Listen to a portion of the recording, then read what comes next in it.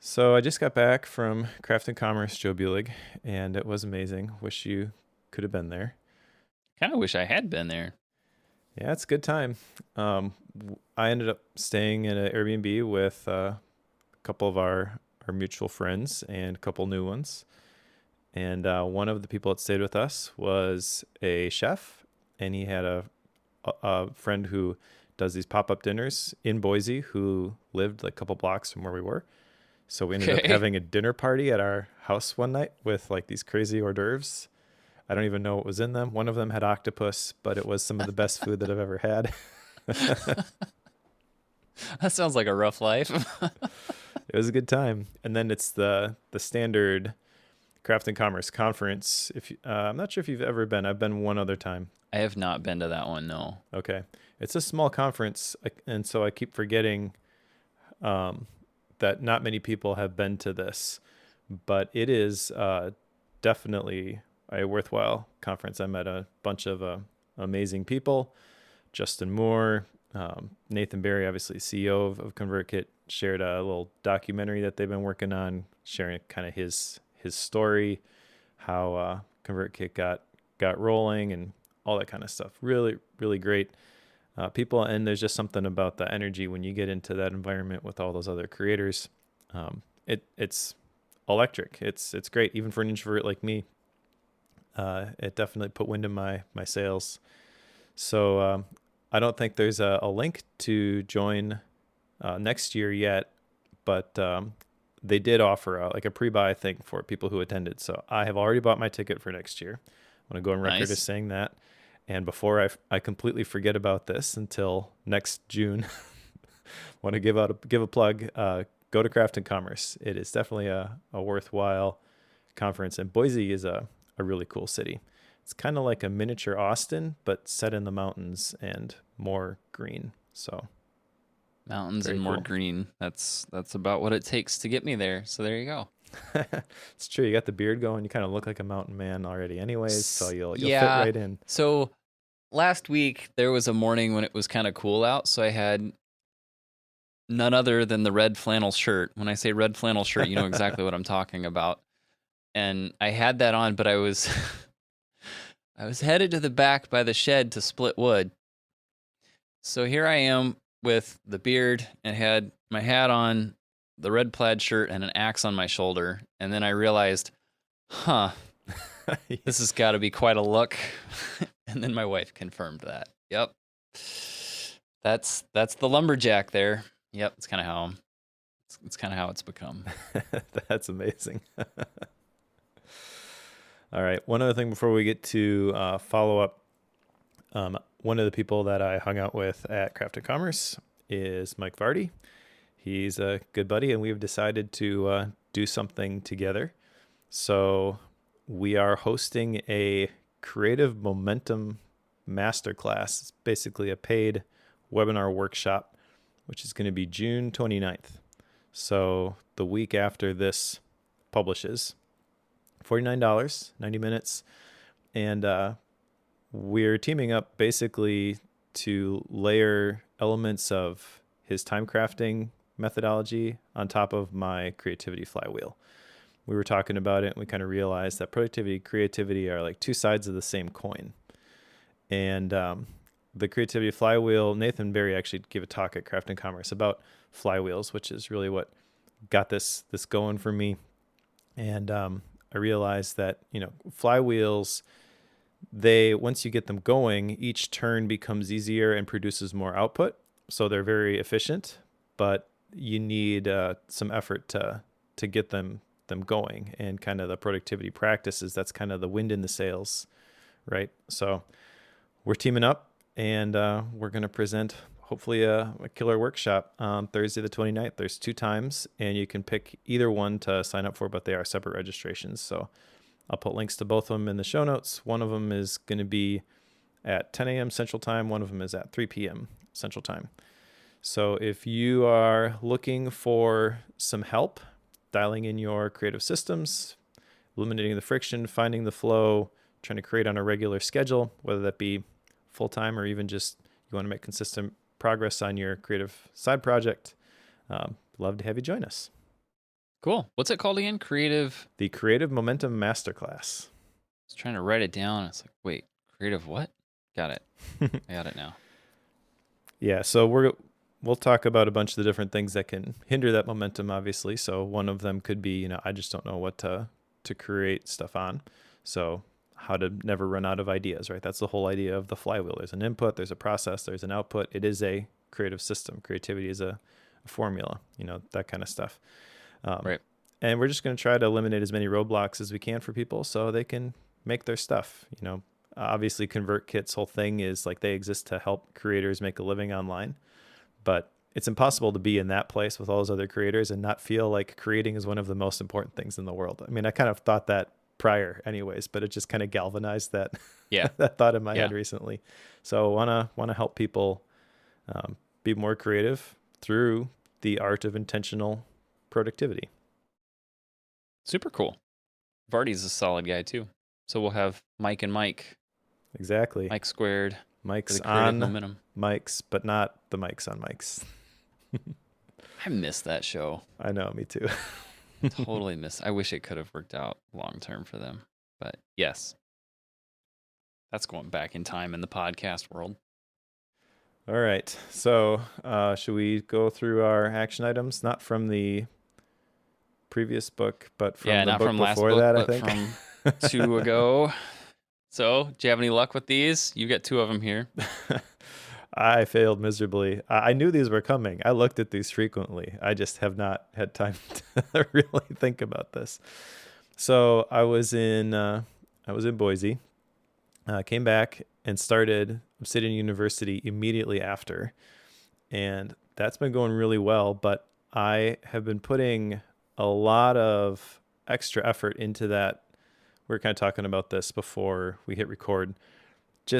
I want to deliver an awesome experience, right? So when I feel like this is the best way to teach something, I just do it. And so I have done these presentations before where like I'll record little snippets of something happening and then break it up into these slides that I can trigger in Keynote. So I can kind of control the pace, but it looks like I'm walking through a live video, but the audio and the video line up perfectly that way. Well, normally I do that for an hour-long presentation. I'll have like a couple 10-second things that I chop up. I went through themes, customization, and plugins last time, and I decided that the only way to effectively teach all 21 core plugins was to do this for each one. Of course you did. Yeah. So a little bit like drinking from the fire hose, I'm sure, for some of the people that were there, but got some great feedback on it, obviously. And I want to make these like long-term assets that are going to be helpful for people. And so that took a lot of time, a lot of effort. And I've been basically doing that for every single session. I'm also not at home today. People who are watching this video on when we record these live can see that I am up in Door County visiting my parents. Came up here for Father's Day and been hanging out with them a little bit. So those are my excuses, but I did not list the 10 things for I know I'm being successful when, if anything, that one actually I made less progress on because I came back from the Craft and Commerce conference and I was like, I'm doing too many things. I got to figure out what am I going to be known for? And I don't know what I want to really be known for. There were a couple people who kind of spoke to this. One of them was Jay Klaus, and he talked about the sawdust problem. And basically it's like, there's this saying, sell the sawdust, basically share the process when you make stuff, which is cool, but it should be in service of like a long-term asset. And he basically challenged everybody, like, what is your thing? And I was like, I don't know what my thing is. I've got like multiple things. Yeah. So trying to figure that out. And then teaching my family to call each other out when we're in the gap. I've kind of pointed this out a couple times, but this wasn't the big formal, okay, let's have a meeting and establish this system and this routine. Like it hasn't caught on yet.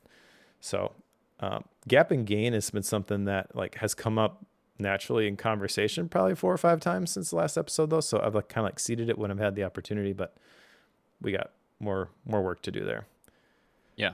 How about you? That particular concept, like the gap and the gain, it shows up in many scenarios, and I don't think I expected it to. It seems like that concept is one that I end up talking about, not necessarily using those terms, but it's one that's like, well, are you thinking about where you're coming from, or are you thinking about what you're missing? Like, which of those two are you considering right now? And that conversation does seem to come up. I should actually probably mention that is like the whole idea there is like don't go to the negative stuff, right? And I shared with Yeah. you before we hit record. I had quite the travel experience on the way to Boise. And Yep. I this did come to mind because there's another version of this that someone in my mastermind group had shared as this saying like I don't mind what happens, right? And so that came into my mind over and over and over again when I was almost in Boise but couldn't land and got diverted to Salt Lake City and then finally landed in Provo and then went back to Salt Lake City and stayed there and waited for my crew to come before getting to Boise. Multiple times I found myself like I don't mind what happens. So I feel like I had a great opportunity to go into the gap and I for the most part didn't. I mean, when I was on the Good. same plane for 8 hours and no one could get up and use the restroom, that was a little frustrating, but Yeah. it did help having that front of mind. Yeah. That concept has saved me a few times just because, like, I could easily focus on all the things that didn't get done this week. Or, like, in this case, my two action items, I could focus on the reasons that I didn't do them. But instead of focusing on all the excuses as much as I want to give them, maybe I should just say that I got a lot done for our outdoor event that didn't happen. But really, I didn't get them done. So the two that I had on the list was the same one: list 10 things for I know I'm being successful when, but also to come up with my own filtering questions. Definitely looked at them more than a couple times, and that's as far as it got. So complete failure. Leave them bolded. That way they show up next time. They're still on my reminders list too. So I keep getting hit with them daily. Hey, have you done this yet? Hey, have you done this yet? Hey, have you done this yet? The answer's no. Reminders, are you actually using Apple's reminders? Yeah. Have I said that on this show? Maybe I haven't said that here. I don't know, but it just piqued my interest because iOS 17 and the Kanban boards that are being added to reminders. I saw that and I got a little inordinately excited over that. It's like, Yep. huh, that could be, this, all the little funny things that would be interesting to me. Like, And then I have to step back and remember that a Kanban board for my reminders list is not the thing that will make me the most productive person in the world. It's true. That's not the thing. Just not the thing. Okay. There we go. I failed at my action items. Can we be done now? Yes, we can be done. That is enough failure before we talk about greatness. All right. So today's book is Decoding Greatness by Ron Friedman, subtitle How the Best in the World Reverse Engineer Success. And this was a recommendation from the Bookworm Club from Ward. So thank you, Ward, for recommending this one. If you want to recommend books, you should do that. You should do it right now if you're listening live, because I just realized I didn't pick mine for next time yet. Please go recommend books so we know what we're going to potentially pick from. Oh, I've got a bunch.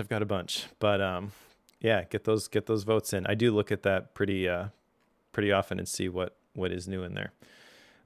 But this book is broken down into really two different parts, but there's 4 sections that we'll cover here. There's a short introduction, and then part 1 is the art of unlocking hidden patterns. Part 2 is the vision ability gap, and then the last part is a brief conclusion. Now, this book is about 200 pages, the hardcover version that I have. It looks much longer than that, though, because there are so many references.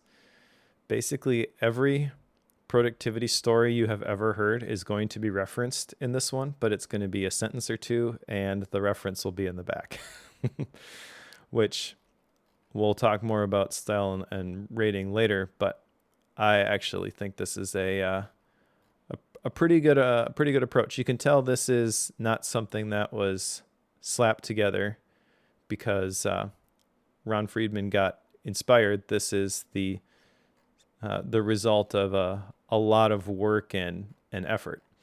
And I think given the subject matter, it kind of has to be. If you're going to talk about how the best people in the world reverse engineer success, you got to do your homework.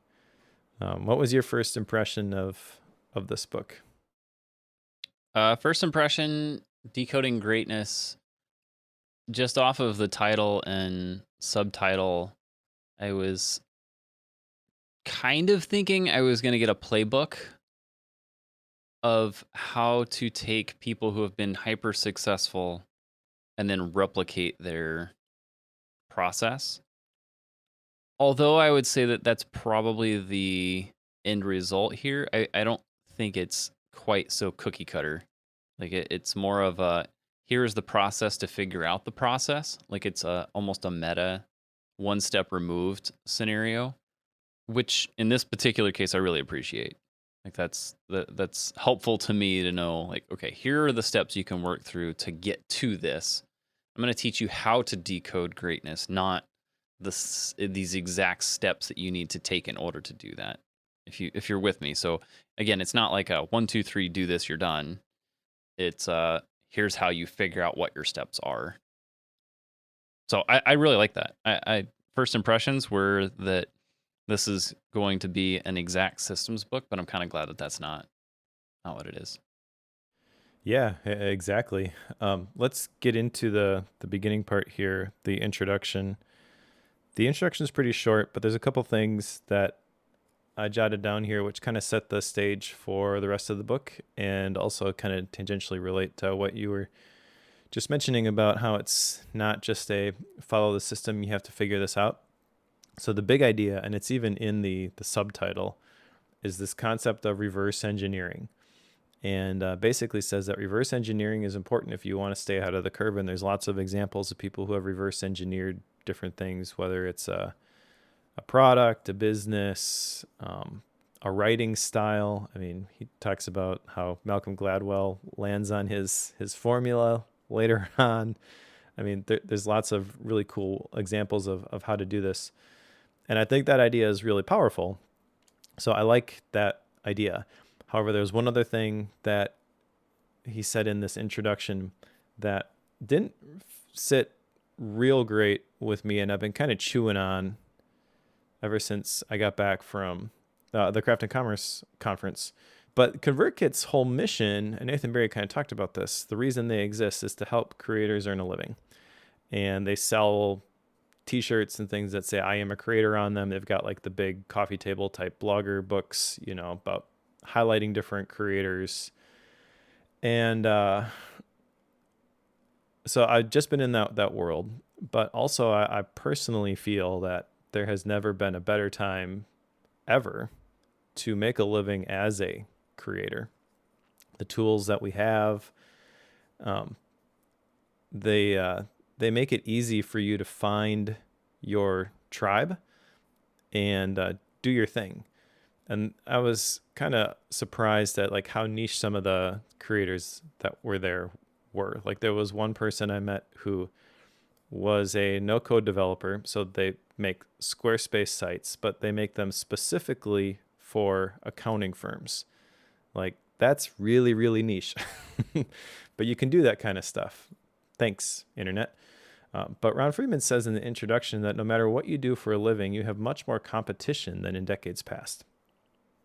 And I understand the broader point that he's making with this because Internet has also allowed us to connect with people from all over the place. So you could have been in your tiny little town and you were the best fill in the blank in that town. And that was, everyone thought you were great, but you had no context, real context, because all you knew were the people who were in the same place as you. And now we're hyper aware of all the people who are doing the thing we want to do all over the place. But I think that's sort of balanced out by the ability to niche down and become known for this specific thing. So I feel like there's a balance here, which obviously Ron Friedman's not speaking directly to. Kind of curious your thoughts on that. I took it somewhat differently in that, yes, there's maybe a because if we back up, part of I think what you're getting at is that we oftentimes refer to like competition doesn't matter because it's not like a if I win you lose scenario. Like competition is a good thing in that it's not like a loss of money or anything really if I'm in the same space as you. Like if I were to go headlong into the obsidian space, like that's a plus for both of us. I'm not doing that, by the way. And Good. that's the thing that you and I, like the scarcity mindset, like that's one that I think you and I would reject. But I think what my impression of that particular comment here was just that people only have so much attention and time. So even in the creator space, you do kind of have competition in that. Because if there are 100 people that are in the Obsidian space creating 1 hour courses, someone can't watch those all in one day. Yep. So there is a little bit of a scarcity piece in that sense. So at some point, it does exist. And the competition for someone's attention definitely is there and can overtake and make it to where you do have to be, better than somebody else in that sense. Now, is that really true? If you're targeting one specific person, yes, there's strong competition there, but there's so many people in the world, like what you're talking about, the no code for financial world, like that's very niche, and yet they're going to find the people who are willing to put that particular topic very high in their list of attention desires, I guess. So in that sense, there's not. So I think I get what you're saying, but I didn't really take it as what you're saying. Yeah, Hopefully that makes sense. it does. That's fair, I think. Just the wording of it kind of hit me wrong. He's not explicitly talking about the scarcity mindset, but I guess the fact that he's saying you have much more competition than in decades past kind of forces my brain in that direction. Yeah. And I'm Right. totally applying this to my creator context, which is not what he's talking about at all. There are probably quite a few big business people who are going to read this book, and the market's only so big and they want the majority of the pie, right? So they do need to be the best if they're going to achieve their goals, which is one of the reasons I decided to become a creator. Like, I don't like that. Yeah. But maybe I'm not not the exact person that this is for, or I'm just reading into it too much. It's a minor point, so we can move on and actually talk about part 1 next. And part 1 is the art of unlocking hidden patterns.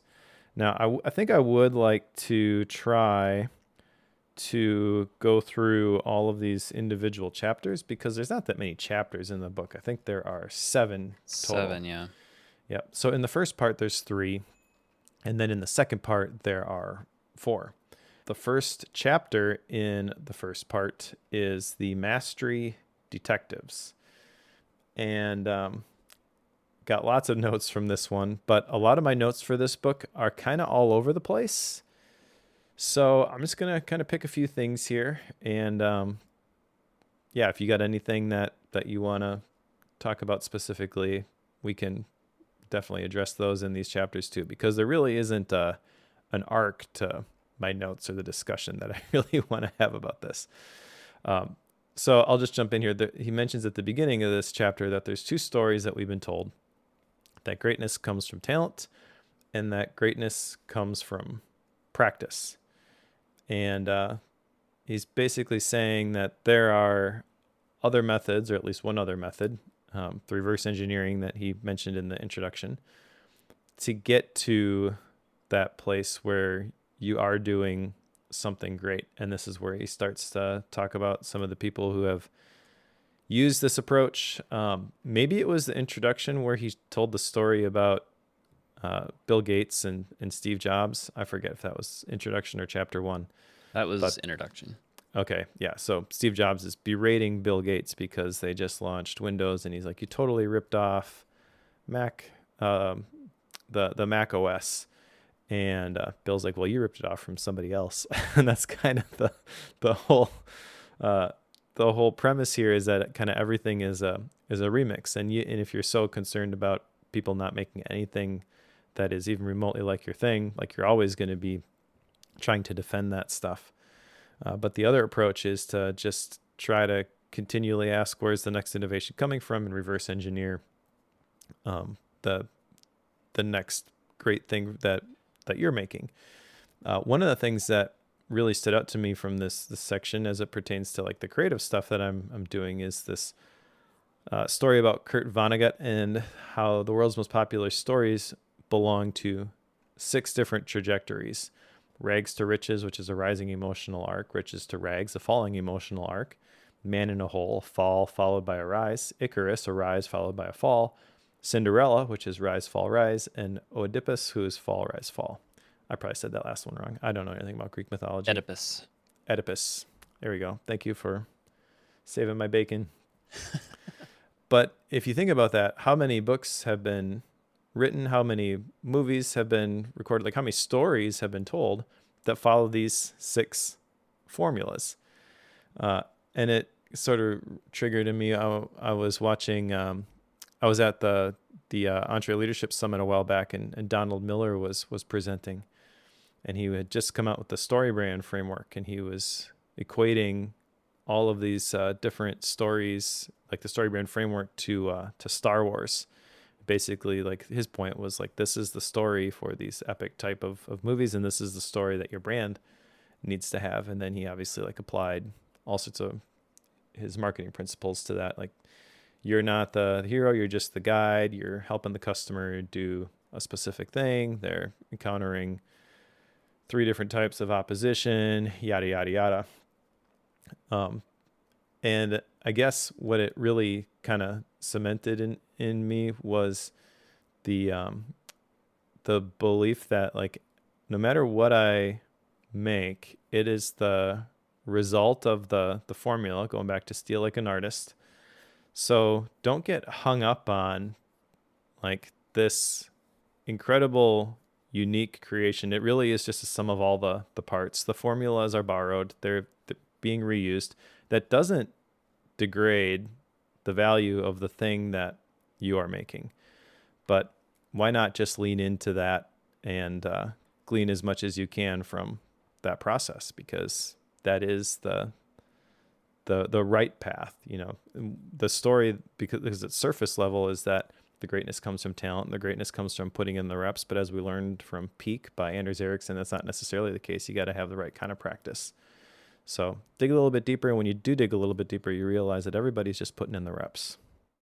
On just a couple pages after that whole section you're talking about, that there's a line in here. He's talking about Mrs. Fields' brand chocolate chip cookies, which everybody loves. If you don't love them, something's wrong with you. And the phrase that he has here is this page 11. It says, "Observing the greats opens your mind to fresh possibilities."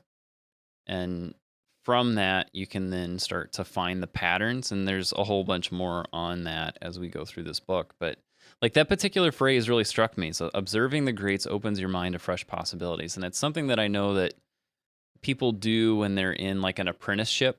If you find somebody who's really good at their craft, you want to follow them and watch their process, not necessarily their end product, but how do they get there? And that's very common in the world of an apprentice. But we don't like that whole thing doesn't exist near as much. Like I've been hearing about it kind of having a resurgence here lately, but in recent years, somebody taking on an apprenticeship really hasn't happened.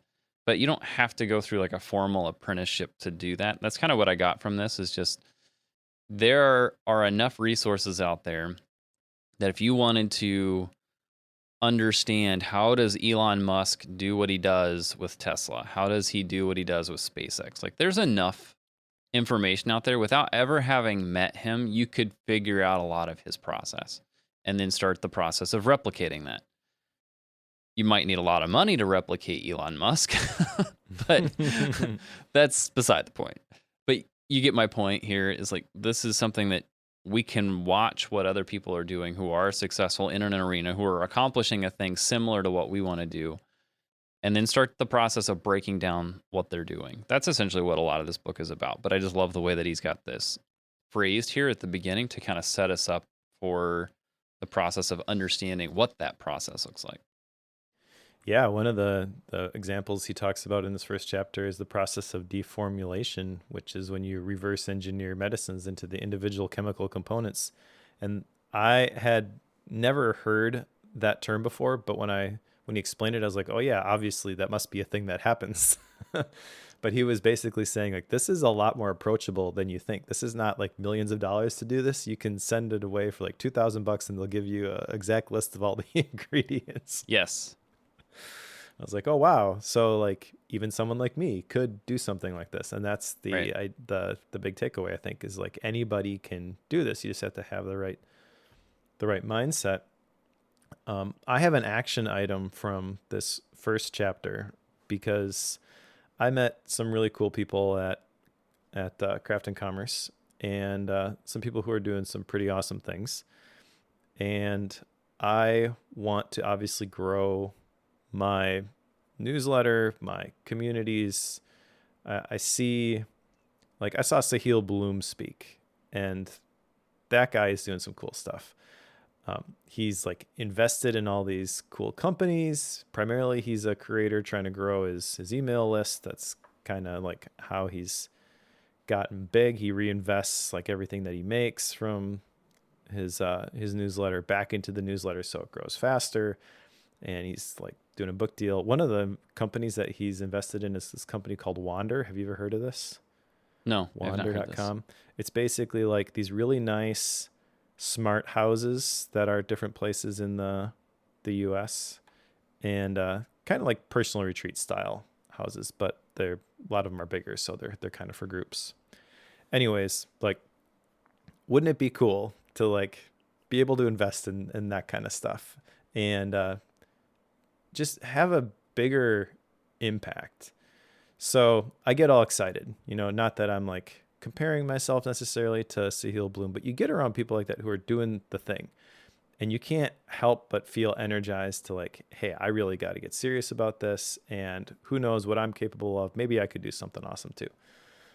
So I've got a list of a couple people who are doing like cool communities, and I just really like what they're doing with their newsletter, regardless of the size. Because I kind of have in my head, like, I want to get my newsletter to, right now it's about 2,000 subscribers. I want to get it to 10,000 because I feel like at 10,000, that's really when things start to change and you have more options. You can sell ads in your newsletter if you want to.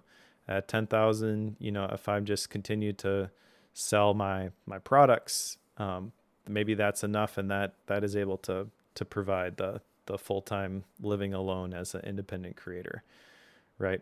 But obviously, if I'm going to grow my list to that size, it's not just like get people on the list. I have to deliver consistent value. I'm very aware of like my open rates being very high, my click-through rates being very high. Like my list, even though it's small, is pretty great, and that's a result of serving people well for many years. Not necessarily the newsletter. Like I've shared, I've struggled to send that consistently. I don't want to neglect that anymore, right? And then like the faith-based productivity community, I want to grow that. So I have a couple people who are like really killing it in specific areas, and I want to kind of reverse engineer what they're doing. Right. I've joined some newsletters. I've joined some workshops, joined some communities, just because I want to poke around in there and be like, how are they doing this? Because I don't really know, but they seem to have it figured out. So let's see what they're doing, figure out my version of that. I like it. Yeah, I actually have an action item that's very similar to that. I've got, 3 of them here? And I want to take, and I'm putting a time on this because we're talking about Joe's brain. And I'm going to give myself 1 week because like I've been writing for the blog and I'm working my way towards making the newsletter that I have a little more not a little more, but start writing for it again.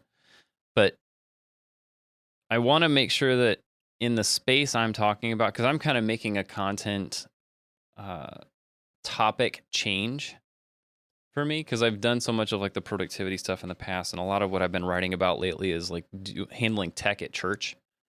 That's been a big thing, and like how do you run events well? And I've kind of been making that shift, but I know how people do things in the productivity space in those arenas. I don't really know how people do it in the church tech arenas.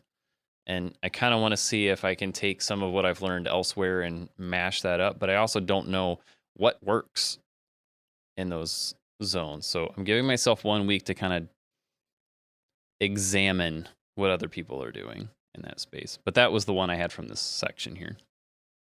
Cool. Should go on to the next section? Sure. Or chapter, I should say. So chapter 2 is algorithmic thinking. And don't have quite as many notes from this section. Talks about how pattern recognition engines have 4 components: data collection, finding important variations, detecting similarities, and generating predictions.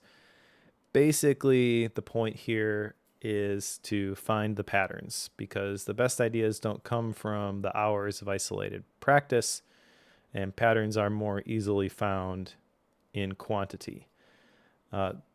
There's one specific thing I wanted to talk about in this chapter, Okay. and that is books versus audiobooks. Uh-huh. So he actually has a pretty brilliant strategy, I think, here to spot differences. He says, take a single work and consume it multiple ways.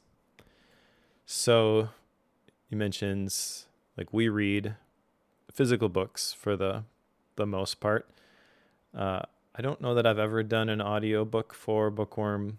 Maybe The Art of Asking back in the day. I couldn't remember. I do vaguely remember there was one that you said you gave up and listened to it. Probably The Art of Asking. While you were running, maybe? Yeah, probably The Art of Does that Asking, sound right? because I'm remembering now that she had like songs in between the chapters. So I'm remembering as I'm talking. But yeah, the general principle for me is that you get out of a book what you put into it. And I'm actually thankful that we have to muscle through and finish books that don't necessarily resonate with us because the other one picked it.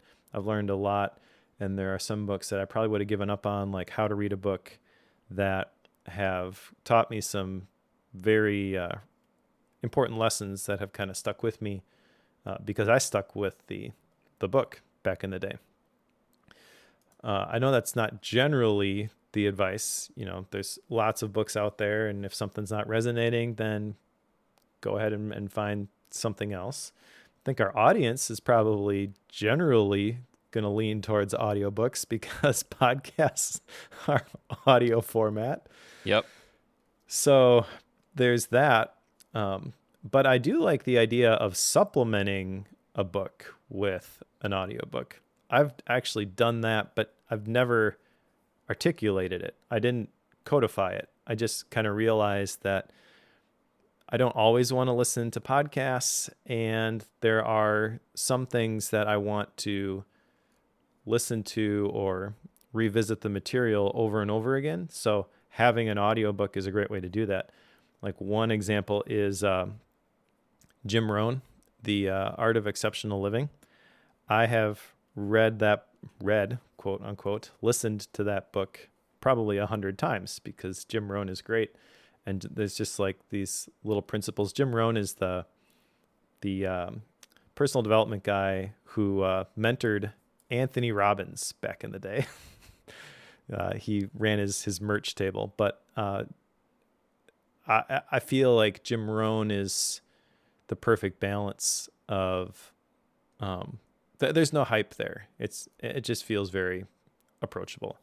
If you listen to his voice too, he's got like this kind of twang, which is is I can see how people would find it annoying, but he'll be like presenting and he'll ask a rhetorical question. He'll be like, "Of course," stuff like that. I actually kind of like that. I'm gonna say that's that type of thing. That's the character in somebody's voice that I absolutely love. Yeah, I know that it drives people bonkers, but I absolutely love those. you either love it or you hate it, and there are definitely voices where like I can't listen to this. Um, like Tony Robbins actually on his Money book, his Audible version, he did the first chapter just so he could have his voice there, but his voice is kind of going from all the crazy stuff that he does on stage. Yeah. So he had somebody else actually read the rest of the book. But I like this idea of like, okay, so you've read the book, you may as well listen to it also to get something out of it. And there was another book I came across recently. The person recommended, okay, so you bought this version, get the audio version. They made the audio version as cheap as they could. I think it was like 99 cents on Audibles. And they recommended that you listen to it while you read it. I think that's actually a pretty good approach too. I think you would actually get more out of it if you saw it and listened to it at the same time. I don't think I'm going to do that on a regular basis, but I do think this is a cool idea of like once you've consumed a book, and go back and revisit it with an audio format. Kind of curious your thoughts on the mediums and if this is an idea that you want to practice at all. Yeah, I haven't really considered like consuming the same thing multiple times in different mediums until I read this. I don't really know what my opinion on this is. Like usually I can tell you like, "Oh yeah, this is exactly what I think," and I can come up with that very quickly. But I don't know that I have an opinion on this one just because I know like different mediums strike me differently anyway. If I'm sitting and reading it, I'm much more likely to recall it later when I want. If I'm listening to it, it's very easy for me to tune it out and not remember it as well. But if I read it and listen to it at the same time or independently from each other, I'm not sure what the results of that would be. So, having no personal experience with that, I don't know that I could say that this way is better than that way or vice versa. I just don't know. I don't know what to do with that one. It's just interesting. So I'm sure it works. But I tend to listen to a lot of music and then at the same time, if I get to where I'm done with like whatever new playlist is that I'm working through music wise, I'll put on some podcasts and catch up as fast as I can. But trying to do the same thing in multiple mediums, I don't know what to do with that one. Yeah. I listen to a lot of podcasts. I don't listen to a whole lot of music. And I have my regular ones that I listen to. They tend to be tech related. I don't actually listen to that many productivity podcasts. And I think that kind of hits at something he mentions later on in this book about avoiding influences. He mentions some specific like musicians who don't listen to each other's music specifically so that because they're in the same genre so that they can't be influenced by the other person. I think it was like Bob Dylan and Bruce Springsteen or something like that. But I don't know. I don't think I've consciously decided like that's why I don't listen to productivity podcasts. I am kind of getting burnt out on the tech stuff a little bit. I think I need to dial back some of the stuff that I listen to, but I do like to listen to things, especially when I'm like in the car or at the gym. And so I have been thinking about audiobooks. I do have an Audible subscription, and I've had it for years. By the way, tip for Audible, if you weren't aware of this, I think this is probably still the case. They have the subscription options, right? And it's like you get a credit a month. Well, for some people like me, can't actually go through a whole audiobook every month because it's like the second or third thing that you're going to listen to, right? So you have all these credits that stack up, but you can't have more than, I think, 3 credits in the bank. So eventually I decided I can't keep up with this. I'm just going to cancel. And when you cancel, they give you an option to downgrade to a silver membership instead of the gold, which is a credit every 2 months for half the price. Yep. So if you're interested in Audible, but you don't want to, you can't keep up with it, it's a little more than you want to spend, sign up, cancel, and then go with the silver plan. Nice. Before we get too far, I want to come back to something you had just said, the burnout on the tech piece. That's something that I think I've been through, which is why I've got a little bit of a content like shift a little bit. But at the same time, it's occurred to me that that's pretty common. Look at a lot of like the productivity bloggers and podcasters and such. Like they tend to last a certain number of years, and then either the person changes topics and generally stays with whatever that second topic is pretty much indefinitely, or they have a complete like almost ideological shift. Like they'll go from doing the tech side of productivity to like the creative side of productivity, or trying to like find the why behind it. Like they make a shift. Are you talking about me, Joe? Yeah, I'll let you interpret this however you want to interpret it. But it seems like, kind of take a hot take here on reverse engineering, like it seems like that happens. I don't really have any data to prove that, but it seems like that's a thing that I've noticed over time. Like people will do this for a period and then step away from it. And like I've done that. You're kind of making that shift right now, it seems like. I know Mike Vardy has kind of done that. So people do this, and it's not bad. It's just the way it is. Like people have a change in direction over time. But if you're going to reverse engineer the path, that's a path that seems to happen. So if you're going to get into productivity blogging, just be prepared that 3-ish years into it, 4 years into it, you're probably going to want to change your topic. Just be aware of that. Well, let's go into the next chapter, because I feel like that's starting to get at something in here that is related that I wanted to talk about. So chapter 3 is the curse of creativity. And the curse of creativity, like that chapter title, kind of tweaked me a little bit, because I think creativity is really important.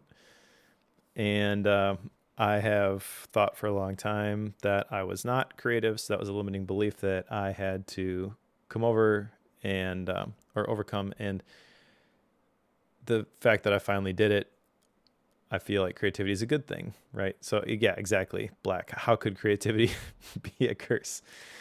I think what he's talking about here is that the more, because the point he makes at the beginning is the more often a formula is used, the more predictable and less appealing it becomes. So I mentioned even in this podcast that creativity is a formula. So when you start to figure out what your formula is, it starts to lose some of the magic. It feels like that's not really all that great anymore. This is just a thing that I do. However, on the flip side of that, novelty makes us uncomfortable. So where's the balance here? And I think the thing that he lands on here is this optimal newness, which is a derivative with a twist, right? Everything is a remix. And that's important, especially if you want to spread new ideas, because he mentions a study actually by Jennifer Mueller, a USC psychologist, who said that the more novel an idea is, the more likely it is to be rejected. Okay, that's interesting. So I want to say something that is basically something that is easy to understand or easy to accept, but put my own little spin or twist on it. Okay, so I don't have to have it all figured out. I can just kind of share my thinking along the way, because that's how our brains connect dots anyways. I feel like with how to read a book, right? Syntopical reading. It's one thing here, one thing there, and slowly your beliefs kind of change over time. It's not like, oh my gosh, I read this book and I was totally wrong, and now I see clearly and I go 180 degrees in the opposite direction. I think that's kind of the picture that people have when they find the right book, right? The one that's going to change their life. But that's not actually what happens. There is an idea here that actually it's a heading, and there really isn't anything else he says about this, but it reminded me of something I heard from Ann Lohr, Nest Labs. Creativity happens when ideas have sex. That's really your job if you want to create, is to collect ideas. And then your brain is going to mash them up, mix them up, connect them, break them down, put them back together in different ways. And then the output is the output. You really can't judge the output. It's the natural result of the system, right? So all you can really do is get better inputs if you want, connect other dots. But your creativity is determined by what you pay attention to. And that's something that Sahil Bloom talked about at Craft and Commerce. He talked about his Sika system, but the first C is consume. And he basically said that whatever you consume is, or whatever you create is downstream from what you consume. So he's very careful about the things that he consumes, but he does consume for, I think, an hour or 2 hours at the very beginning of his day. But he's curated the sources, so it's high quality stuff that can allow him to create the type of stuff that he wants to create. I kind of found myself in this section like torn and twisted a bunch of different directions, because I found myself like, wait, how can creativity be a curse? Oh, that's a really good idea about creativity. Malcolm Gladwell does that. Okay, that's really cool. Wait, how is that a bad thing? Like, I found myself like on this roller coaster, and I couldn't quite figure out if he was doing that intentionally, probably doing that intentionally, where it just seemed like, in one sense, he's saying creativity can get to a point where it causes problems or you get burnt out on it, or the idea is such a big idea that nobody will get behind it because it's way before its time and it's so far removed that people can't comprehend it. Like, I get that. So then you got to find the people who are really big thinkers or scale it back. Like that's like the curse part of it, right? I don't really know what to do with this, but it's cool. Like, it's an interesting exploration, I think, of the creativity piece, because like you're saying, having these different dots that you're collecting and then putting them together and then letting those create new ideas, that's like the magic, right? And trying to cultivate that, to let those seeds grow, that's the job of creativity, and then nurturing those until they come to harvest, right? If we follow that whole analogy there. Mm-hmm. That I can really resonate with. I understand like there can be some downsides to it. I don't really reject that. Maybe you reject those downsides. Maybe I'm just not looking at the downsides correctly. I'm looking at the gap and not the gain. That's the problem. And I like it. I like this idea of creativity, but at the same time, being aware that you can take things too far in different arenas. Like, that's one that I know I tend to want to struggle with, just because I can take it too far. And I'm saying all this because I have the tendency to take an idea and then run with it way too soon. And then it becomes something it shouldn't be.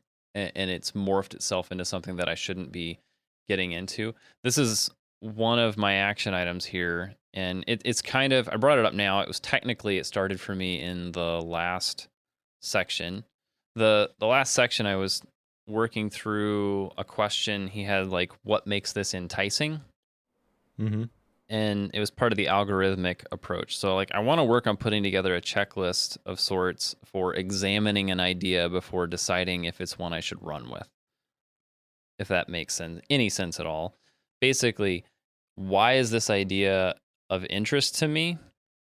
And does it actually apply to the goals, life themes, core values that I have? And does it help me get those, like, get towards those? So that's one of my action items here, is to put together this checklist. All right. There are definitely places where, like, you can be too creative. He shared some examples. This wasn't one of the ones that he shared, but the one that I thought of was the Newton that Apple made back in the day. I know that there are people who absolutely love that thing. Yeah. And it was definitely ahead of its time. It was the precursor to the iPad, but when it came out, it was a complete flop. And looking back at it, it could do some pretty technologically impressive things, but no one connected with it when it initially existed. And I think it got killed when Steve Jobs came back, and the same guy who announced the iPad years later. Yes. So, right thing at the right time. The other thing that really, just to hit on this idea again from this section, is you need a formula that highlights your unique abilities. So when it comes to figuring out the formula for yourself, you can't just pick and choose or copy what other people have done. You got to find one that really fits for you. It's going to be different. And that term unique abilities, obviously that's from Dan Sullivan and The Gap in the Gain, right? So that's what I thought of when I heard that. And it's like, oh, okay, so I'm going to reverse engineer how to make my thing be a consistent full-time creator in a way that highlights the things that are uniquely me and the things that I am best at, the things that I'm good at or known for. Thinking about that, probably there's sketch note elements to that, which is not something I thought I would ever be known for, because I still don't think I'm a very good artist. But anyways, let's go on to the next section. So part 2 is the vision ability gap. And the first chapter in this section is chapter 4, the scoreboard principle. I like this one. I'm a big fan of scoreboards. The biggest win I got from the digital marketing work that I had done the last 18 months, I feel, was the creation of a scoreboard and getting people to look at it consistently and starting to gain traction in using the metrics to make decisions. Didn't make as much progress as I would have liked to, but I found that process of creating it and getting everybody to get in alignment with it, that was really, really valuable. I would love to do that for other people in some way, shape, or form. But the minute that we introduce a metric, he says we start optimizing for it. So that's good, right? We can identify the key metrics, but that also is kind of a bad thing, because one of the mistakes people make is they collect a whole bunch of metrics. All of these things are important. No, you can't watch them all. You got to pick a couple of them that you are going to optimize for. When you optimize for everything, you haven't optimized for anything. So metrics are incentives. You got to pick them carefully. And the other piece of this that I like was the coaching clients that Ron Friedman works with. He brings up time tracking again, Joe. He makes all of his coaching clients track their time, just so it brings awareness, and together they can review their findings when they meet together. And I mean, I knew this, I've taught this, but he said it in a little bit different way. It's like, well, yeah, you don't really know how you're spending your time. And even these people who are running successful businesses, because I know like executive coaching is really expensive. So I'm assuming that's what this is. And people who are paying, let's just say $10,000 a month. I don't know if that's the actual cost, but I know like that's what some executive coaches cost, and it goes up from there. $10,000 a month. And the first thing he's going to have them do is the same thing I tell people to do. Track your time. Track your time. And then let's talk about where it's going. It's like, that's interesting. But also, you know, obviously there's a little bit of juice behind that now for me, because it's like, well, I've kind of thought this to be true, but he's saying the same thing. So yeah, I guess there is something to this. I'm not real thrilled that you brought that up, to be completely honest. Why? Do we need to track your time, Joe? Well, I don't want to. And the thing here is like, I know that I have a lot of dead space in my day. Like I'm aware that there's a lot of time that I could be using for other things. I've kind of been working my way towards like trying to do things slow and methodical instead of rapid fire, which is my tendency. because I know that the rapid fireness tends to leave me with things that are a mess. But if I were to do it slow and methodical, I'd be a little more put together, a little more prepared for some things. So I'm trying to like make a little bit of that shift, and I've been fairly successful with that over the last probably 2 or 3 months. Um, at the same time, trying to decide like where my day is going to go ahead of time, the time blocking side of it, not necessarily the time tracking side of it, is one that I've been slowly working my way towards. Like I do it somewhat, not very well, but I've gotten more and more to the point where I can do that just because the fires that I need to put out are not as frequent. Now, we're recording this on a Wednesday morning, which is like 2 days before this releases, which is not normal for us. And that's because we had power go out at our church, and Mike had some stuff going on last week, and then we thought we would do it here, and that didn't work, and then we do it there. It's like it'd be easier if we do it. Anyway, it created a bit of a mess. So like that was because of a lot of that is because of fires that I'm taking care of. It's like I can't even turn on my interface to plug my microphone in. So we obviously can't record this afternoon. Like that happens. So I'm aware that sort of thing occurs.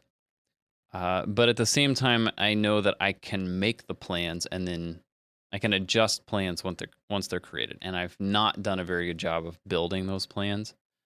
Even if I'm going to throw half of it out the window, I've learned that when I'm willing to put it together, I still get almost double the amount of things done in a day just by putting that plan together.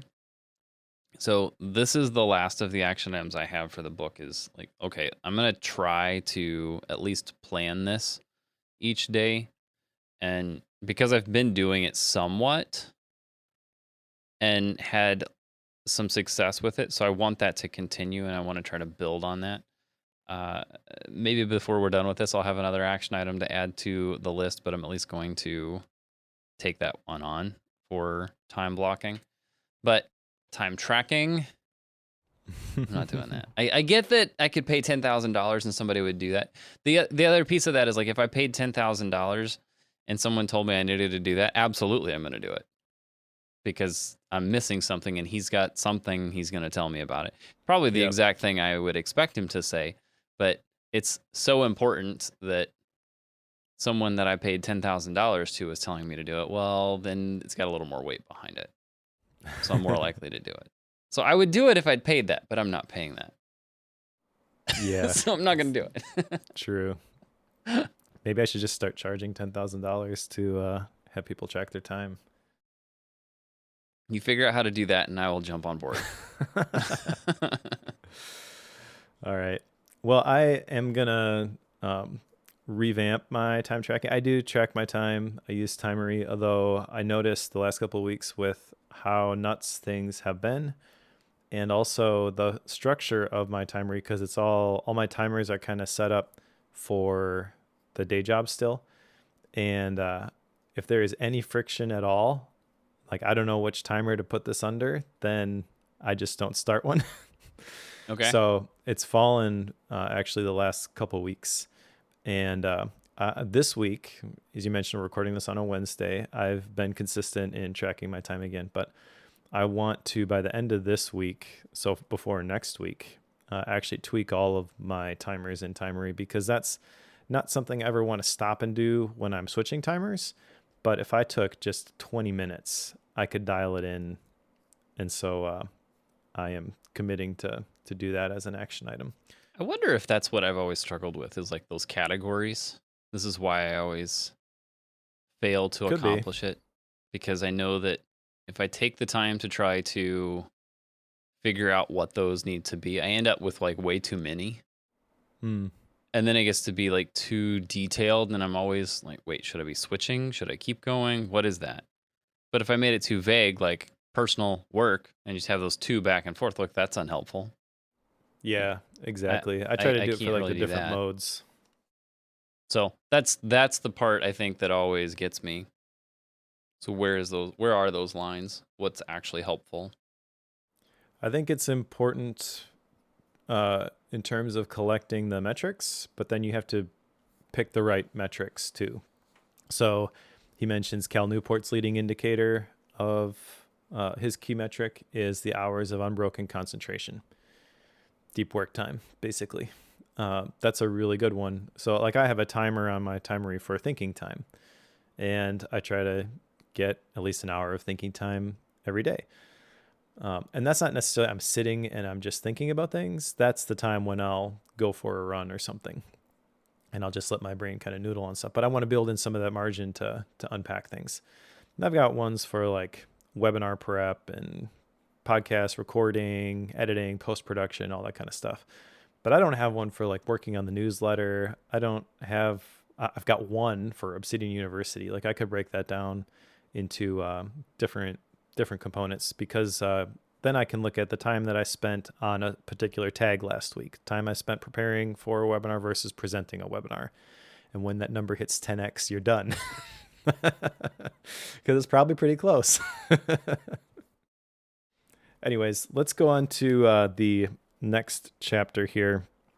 So chapter 5 is how to take the risk out of risk taking. And there's a couple kind of tangential things I wanted to talk about in here. One of the things that really kind of stuck with me was that it's hard to learn at work because the work environment is typically unforgiving and there is no room for failure.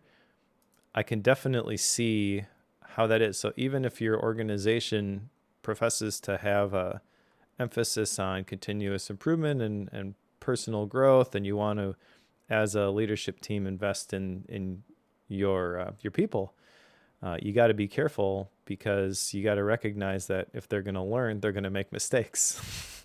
Things are going to be inefficient when they make those mistakes, but you just kind of have to put up with that. I can build that into my structure because I'm a one-man show currently.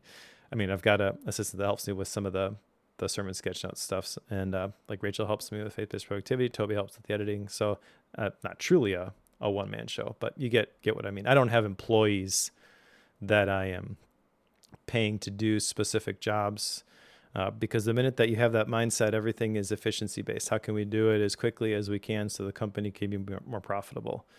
Whereas really, like, instead of how do I get this done as quickly as I can, now the question I want to be asking is like, how can I learn as much as I can, especially where I'm at right now?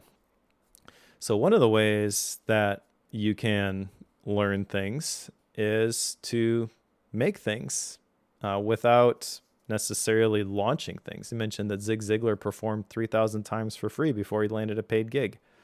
But the one that really kind of stood out to me was Liz Weinstead, who is the Daily Show co-creator. She tests material on Twitter. And I like that idea. It's actually validation for, in my mind, stuff that I've learned from Ship 30 for 30, where you're writing for these social platforms. And then from there, you're trying to, if people like what you have, they sign up for your newsletter. Eventually, they buy your thing. But that's the reason I am still on Twitter. Twitter was never my community. It wasn't the place that my friends hung out, but it is a great place, a great audience, a public square, right?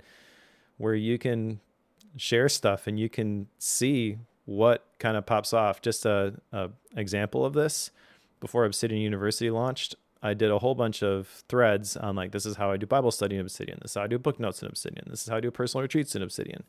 Right. And so, and then the last week I had like a thread of threads.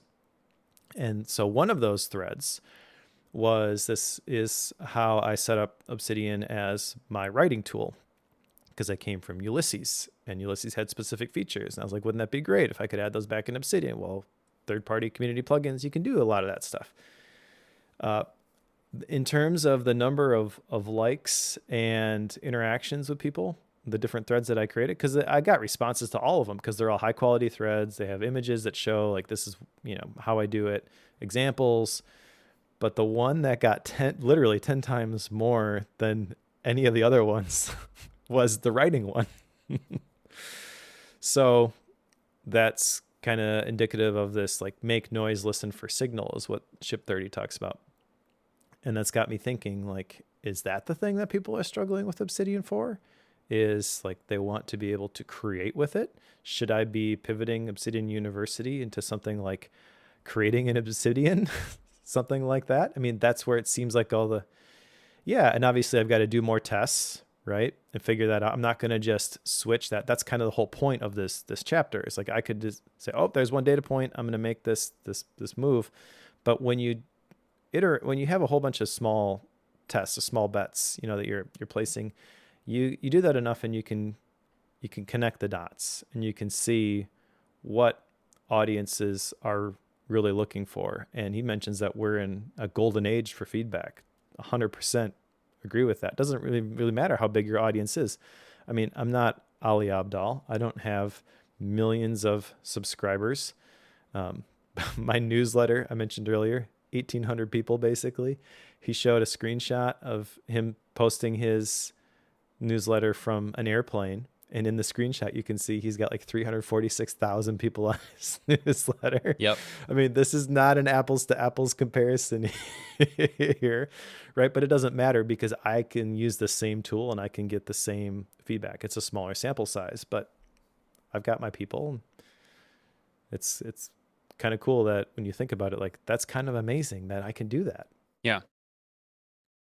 I've heard you talk about this before with like posting things to Twitter or Mastodon as like a test case, because like the amount of effort that goes into writing those is significantly less than putting together an entire blog post and releasing it. So yeah, no, I totally am with you. Like it's a way of, as the title says here, how to take the risk out of risk taking. It's like, well, if you go through the process of basically testing all of these ideas, gathering feedback on those ideas, and then using that to pick the ones based on that feedback, which ones have the most traction, and build out on that idea, like that's like gold. And in today's world of social media, the ability to test ideas is crazy easy. 100 years ago, that would have been significantly more difficult to just get around and figure out what your feedback is. This is almost instant. You can find out within a day or just within a few hours what that needs to be. So like that in itself makes it well worth the time. So yes, I'm with you on this. I don't know what to do with it. It's a cool idea. I just don't know what to do with it yet. Well, I'll tell you what to do with it. Take your church tech stuff and start writing about it on Twitter. That's a good idea. That's a good idea. Writing notes, putting it out on Twitter and all the places I send things. Twitter made it really hard for me to do that, though. Their API stuff kind of wrecked all sorts of stuff for me. Yeah, so there are a couple of tools. Most of them have disappeared. But the ones that I would recommend, Typefully is probably the best UI. And that is the cheapest one also. I think it's about $100 a year. And that's the original one for making threads and things like that. And then there's Hype Fury and Tweet Hunter are the other two that allow you to cross-post to LinkedIn and Instagram and other places. Those are the only ones that are willing to pay that much money for the API. Yeah. Interestingly, I don't want to go too far down this rabbit hole, but as we record this, there's a brouhaha with Reddit because they announced their API pricing. Same thing. Yep. Same thing. I'm concerned this is not a Twitter thing. This is a trend for all of these large data sets, which are going to feed all of these large language models. Feeling we're going to see more of this stuff, but yep, that's the way it goes. But yes, I'm with you on the small tidbits thing, and you're absolutely right. Like posting some small stuff around, like, here's how I'm running a virtual sound check today. Do you even know what that is? That's question number one. Yep. Exactly. The next chapter is practicing in 3 dimensions. And this is kind of about visualization. There is a note I mentioned, jotted down here about, he says to pause and consider your progress, which is very much the gap versus the gain. Yep, exactly. But the big thing is about visualization and kind of what that does to your brain. There was an interesting story at the beginning about how what you do changes your brain. And he talked about how taxi drivers have this larger hippocampus. So their brain is physically changing based on their occupation. And he kind of refutes the belief that, well, maybe they're taxi drivers because they have a large hippocampus. And he basically said, no, it becomes that way as you're forced to remember all the streets and navigate through things consistently. So that's that plasticity of your brain. That's a concept that has always kind of fascinated me, and he doesn't go too deep into it here, but basically the takeaway is make sure that you're intentionally doing things that are going to change you in desired directions. And then when it comes to the visualization piece, I mean, he talks about directors and athletes and coaches and how they rely on film to help them learn from the past and make crucial adjustments. He really spends a lot of time talking about visualization, but the one takeaway from the visualization piece that I really wanted to think about was how visualization is powerful when you visualize the process, not just the outcome. So it's not visualization in terms of by the end of the season, I'm going to have a batting average of whatever, or we're going to have won the championship. Like, okay, that's cool, but that alone isn't enough to get you to that point.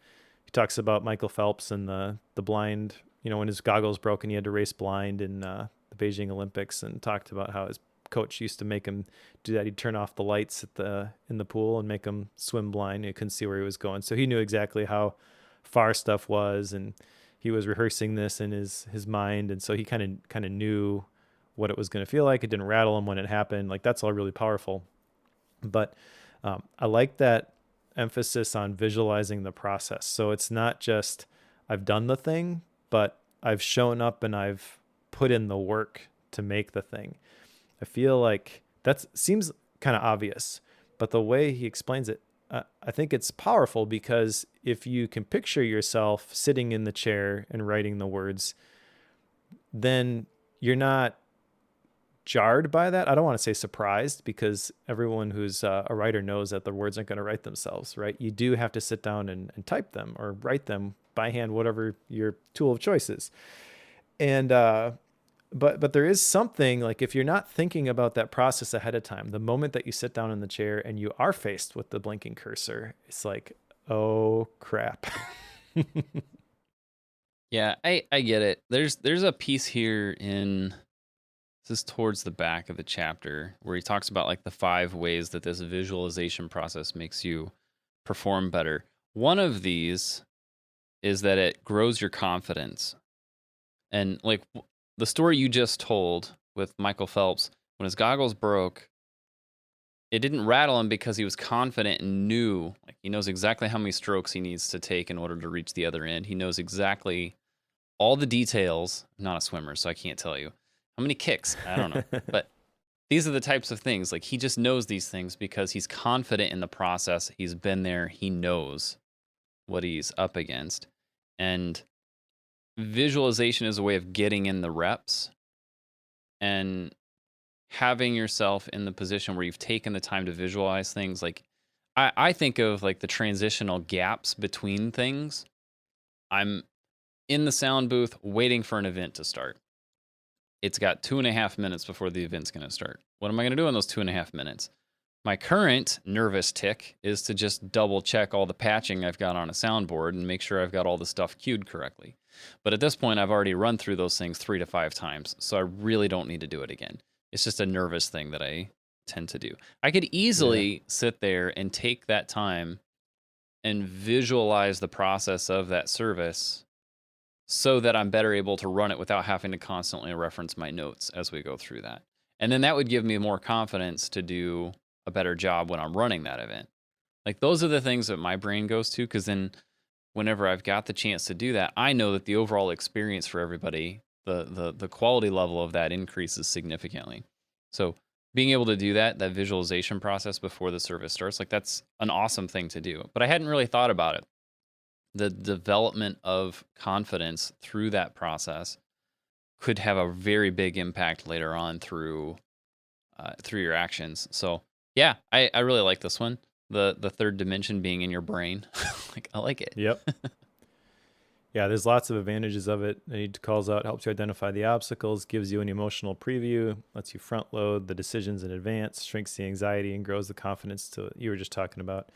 Activates the same neural pathways as actually doing the activity. That one Yeah. kind of blew my mind. Yeah, that one's nuts to me.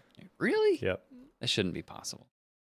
All right, let's go on to the last one here. So, chapter 7 is how to talk to experts.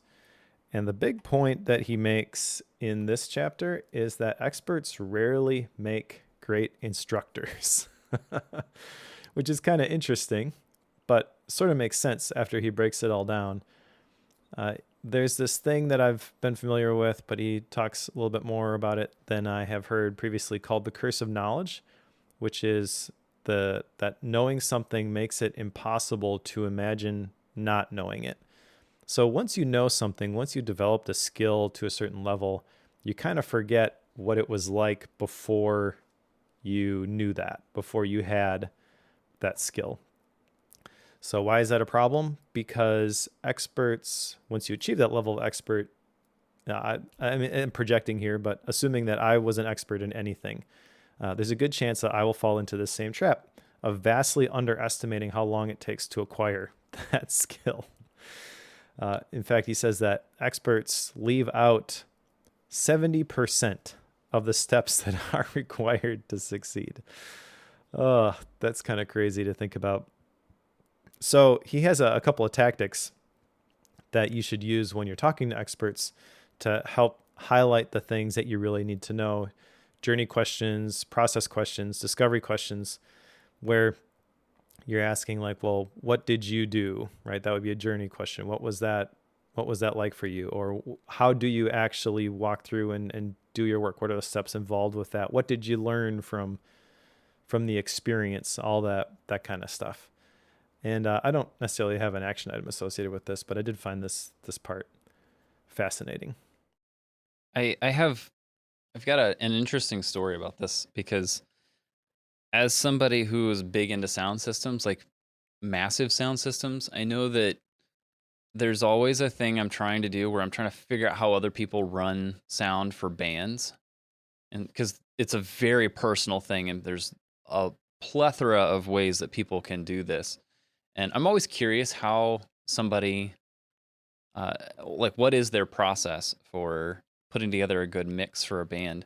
And a good friend of mine who's someone we use to put installations in at our church, he runs sound for A-list singers. He's turned down gigs to run sound for like Carrie Underwood and team. Like, he's really, really good.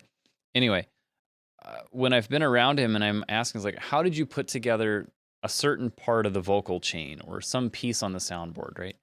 And he'll give me some kind of like high level, like, here's how I run a compressor, here's how I run an EQ. It's like, that's fine, but those are all like the standard beginner level things that people get into. Like, you've got like 4 or 5 layers of processing you're doing here. Why? And he struggles to give a clean answer. Like, he knows what each step does and how it makes it sound a certain way, but he can't really explain it to you. Now, some of that is just like trying to explain how something sounds is actually a very difficult thing to do. And so that gets to be a little bit tricky. So I get that. But it's also, I think, a case where he knows it so well and he knows what he's after so much that it's tough to verbalize what that is and how to teach somebody else how to do that. I wish he could, but what I've learned in the process, like, okay, what does that specific compressor do to that specific vocal? Like, that type of question is what I have to ask, because then it'll start to, like, well, it does this. I'm not going to explain it to you because it won't make sense, but it does this, and then that lets me do this later on. It's like, oh, well, then that starts to break apart that chain. And then over years of me asking these questions of these people, that's how I get to where I'm at today. But now I've learned that I have the same problem now, because I've now got a few people that have asked me, like, well, how did you do this? And I understand why these guys have been so coy with me over it, because they're like, oh, well, it just does this, this, and this. And I found I give that answer once in a while, partially because in order for me to explain the 6 or 7 different steps I've got going into that final product, one, it's going to take a long time. And two, I don't know your background well enough to know what level do I need to be speaking at. So the tendency is to speak very, very high level. And then if you keep prying, then we start going deeper. So Yeah. like I have to start very high and assume you don't even know what a compressor is and go from there, because me explaining why I have 4 levels of compression on a vocal is very difficult to understand. So why would I take the time to explain it to somebody who doesn't even know what a compressor is? So I get it. When you have somebody who knows what they're doing, like you have to be very specific in the questions because they're probably not going to give you all the stuff you need. Yep. Which is the gist of that chapter. I'm not quite sure how useful that is. I guess I don't talk to experts all that often. Yeah. Maybe that's the problem. We need to talk to experts more often, Mike. There we go. By the way, there's a cool service for that called clarity.fm. Have you I've heard of heard this before? of that. I couldn't tell you anything about it though. Yeah, so you pay per minute to book time with these people who really know their stuff, regardless of what it is. I mean, you could book time with Mark Cuban if you really wanted to, but there are other people that I've talked to on like how to set up a webinar effectively or build a community. And you come with your questions, right? And it's up to you to make good use of the time. But you can get the answers to specific things if you know exactly what you want to ask very quickly without having to try a million different things. So it's pretty cool. I've used it in the past, but has been probably a couple of years at this point. All right, let's talk about the conclusion. This one should be pretty quick because it's really a summary of the whole book. And he talks about Vincent van Gogh here and breaks down 10 different things in the conclusion. Now, you're probably thinking 10 different things, but there were 7 different chapters. Yeah, you're right. That part was kind of weird to me. But there's basically 10 takeaways he wants you to have from this book. Become a collector, spot the differences, think in blueprints, don't mimic, evolve, embrace the vision ability gap, keep score selectively, take the risk out of risk taking, distrust comfort, harness the future and the past, and ask wisely. So it's a good encapsulation of the rest of the book. I guess that's the job of a conclusion, but I don't think there's anything new here. You got anything else you wanna add to this? No, I don't think so. I just know that like having these 10 things here is something that's it kind of gives you a quick and easy something to just write down and keep in front of you as a way to remember the book. But again, it's a little weird to have 10 instead of the 7. So I tend to write down like the table of contents whenever I've got the book in front of me, and I use that as a reference point to remember the book. But having the 10 here does make that a little odd, but at the same time, it's just a repeat and summarization of the book, which I guess is what you kind of want in a conclusion. So there's that. All right, let's go to action items. I have 2 in addition to the ones I failed on earlier. The ones that I got from this book specifically are to reverse engineer some of the creators I got inspired by from the Craft and Commerce Conference. That is a mouthful. Craft and Commerce Conference. By ConvertKit, yeah. And then the second one is to reconfigure my timery and put in more appropriate timers. That's going to be not just adding the timers, because primarily I'm doing the work on my Mac. So I am going to do it on the Mac version first, but I also have these widgets for time tracking I have on iOS. So I will choose which ones go there as well. Those are my 2. What about you? I have the 3. The first of which is to do some of the reverse engineering on the blogging, newsletter, church tech space. The second is to make this checklist for when I'm examining an idea, like whether to take on an idea. And the third being the time blocking piece on a day, basically plan my day each day. I don't know that it would be technically time blocking, but like planning out what needs to happen that day, that seems to work pretty well for me. But at least making that plan is the big piece that I need to start with. Cool. All right. Let's go to style and rating. I like the style of this book.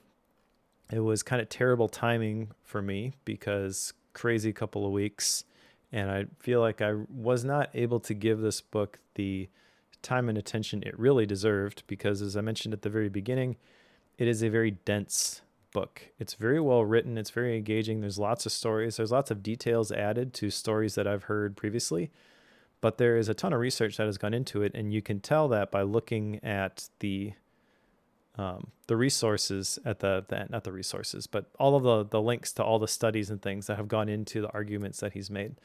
And a lot of those, a lot of that research supports like a single statement, which we've read entire books on that specific thing. But he just mentions it in passing and then links to all of those references. So there's a ton of effort that went into it, and he does a really good job, I feel like, of condensing it down and packaging it well. I feel like this whole idea of reverse engineering is really powerful. And even though I've heard of it before, like he did a great job breaking it down, and it's definitely something that I've got a better understanding of, and I've got action items to actually put it into practice. So I feel like this is going to be one of those books that is going to be very impactful over time. That's all the good about the book. I guess, there really wasn't a whole lot that I didn't like about it, other than it really didn't grab me completely the way that some other books have. I remember reading through the recommendation for this book, and it was basically, this one is also really good, but not quite at the same level as the previous one that they compared it to. And I think that was pretty accurate. I don't know if that just kind of like set the place for it in my mind, but I think this is probably a 4.5 book. And that is just because I think for myself, the ideas here are pretty powerful, but I got to obviously synthesize them and figure out how do I apply them to myself as a individual creator as opposed to big business guy. It does kind of feel in certain places like I'm not the correct audience for this one, but I do think there are lots of takeaways for this for me. And because it's presented so well, it's pretty easily generalizable. I feel like this is one that I probably wouldn't recommend to everybody, but I would recommend to everybody in the bookworm audience. I feel like if you have any interest in personal growth at all, this is going to be one that you're going to want to have read. But I recognize there are a lot of people who just don't care about that. I don't know why you're listening to this if that's the case. Maybe somebody shared Bookworm with you. I don't know. But yeah, I think this is a really good book, and I think you could get a lot out of it. I think I would argue that everybody probably, if you take a long-term approach, you're trying to reach your full potential, then you should read this one. You're going to have to wrestle with the ideas. It's not a simple formula. It's not 3 simple life hacks that are going to save you an hour a day every day for the rest of your life. You're going to have to figure out what to do with this yourself, but that's what it says on the tin. He says that right at the beginning. Like, there should be no surprises with this one. And I do think it is really good. So I'll rate it at 4.5. I think you nailed it. Like there's a lot of great stories and a lot of value in this. I think 4.5 is exactly where it needs to be, so I'll join you there. I know that there is so much value here. Like, again, you're saying it's super dense, but I think that's a good thing. I think that, sometimes I want them to expand on things a little bit, but in this case, like, give me a one-liner and then give me an entire book I've got to read to understand that one sentence. Like, okay, all right. But that works really well for us because we have read a lot on those things already. So we've got a lot of background to lean on when we get to that. If this is your first episode of Bookworm and you haven't followed through on reading a lot of the books that we've covered, this might be a bit of a challenge, I think, to fully grasp in detail. I think you'll definitely get some high-level stuff out of it, so I think I would recommend it to a lot of people, but at the same time, I think if you want to get the depth out of it, you need to have a lot of background already.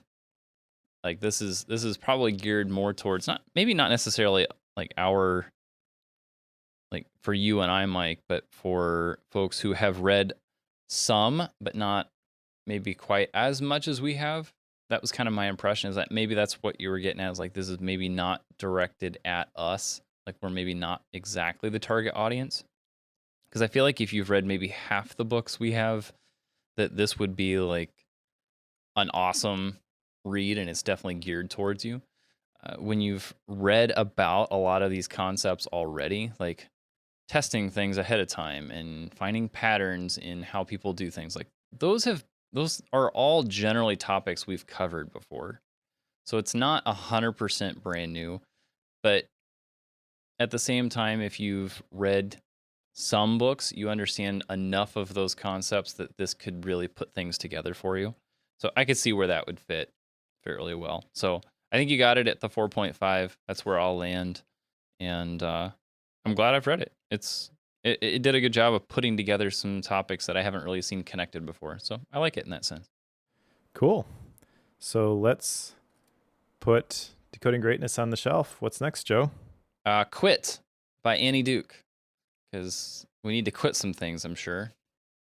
I don't know what those are. Hopefully it's not bookworm. It's not bookworm. And take on the right things. That's essentially what it's about. We've read a book by Annie Duke before, Thinking in Bets.